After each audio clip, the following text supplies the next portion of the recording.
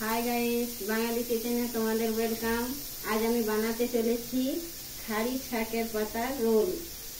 এর জন্য সামগ্রী লাগবে 1 কাপ মতো বেসন, একটু নুন, একটু হলুদ। এটাকে আমরা মেখে নেব। যতক্ষণ আমরা এটা রেডি করছি ততক্ষণ একদিকে আমরা জল গরম হতে দেবো। তো বন্ধুরা, আমার বেসন রেডি হয়ে গেছে। এবার আমি রোলটা বানাবো। আপনারা সাথে থাকুন, কিরকম ভাবে বানাচ্ছি দেখতে থাকুন।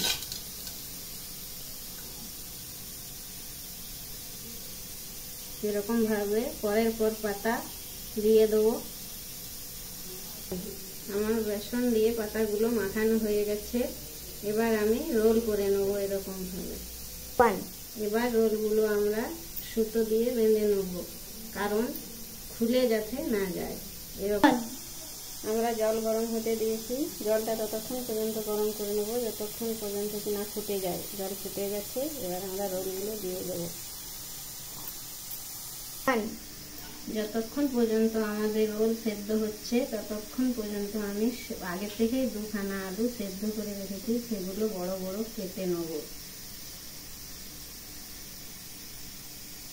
সেদ্ধ আলু না দিলে হবে না, কারণ আমার রোল সেদ্ধ রোল।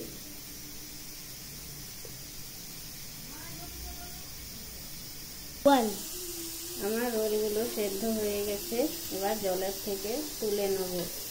এগুলো ঠান্ডা হওয়ার জন্য ছেড়ে দেব।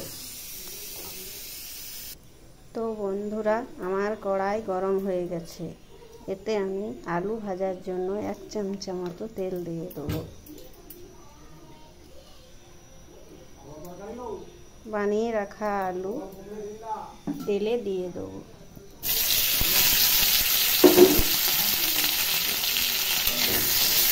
ব্রাউন কালার হওয়া পর্যন্ত ভেজে নেব। ফুললি ব্রাউন হলে চলবে না, একটু একটু ভাজা হলেই হবে।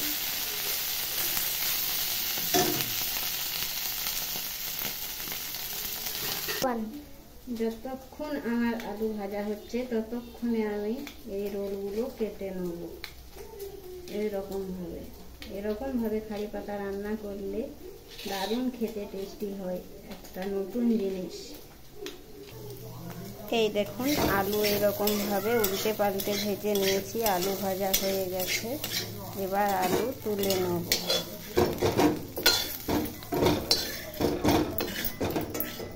ওই গরম কড়াইয়ে আবার 1 চামচা মতো তেল দিয়ে দেবো।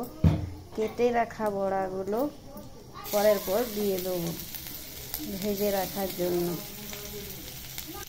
এই দেখো বন্ধুরা, রোলগুলো ভাজা হয়ে গেছে। এবার আমি একটা জায়গাতে তুলে নেব। এই দেখো বন্ধুরা, আমি আগে থেকে পেস্ট করে রেখেছি আদা, রসুন, লঙ্কা, পেঁয়াজ এবং জিরে। এটা 1 চামচা মতো লাগবে সবজিতে। ওই গরম কড়াইয়ে আবার আমি 2 চামচা মতো তেল দিয়ে দেবো। রান্নার জন্য লাগবে পেঁয়াজ,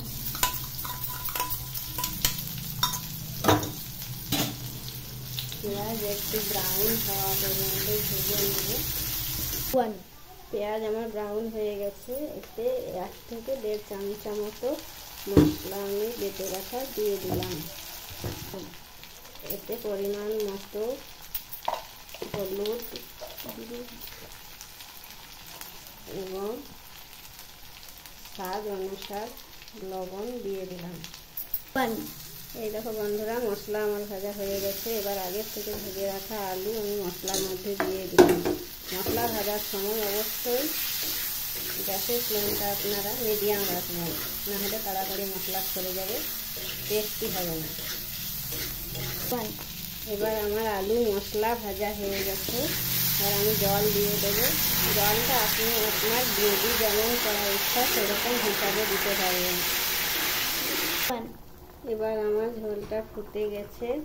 আমি এর মধ্যে ভেজে রাখা বড়াগুলো দিয়ে দেবো।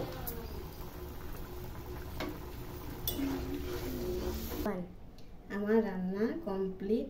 এরকম ভাবে রান্না করে আপনি প্লেটের মধ্যে সার্ভ করবেন। আশা করছি আমার রেসিপি আপনাদের ভালো লাগবে। যদি আপনাদের আমার রেসিপি ভালো লেগে থাকে তাহলে অবশ্য সাবস্ক্রাইব করবেন, লাইক করবেন এবং শেয়ার করবেন।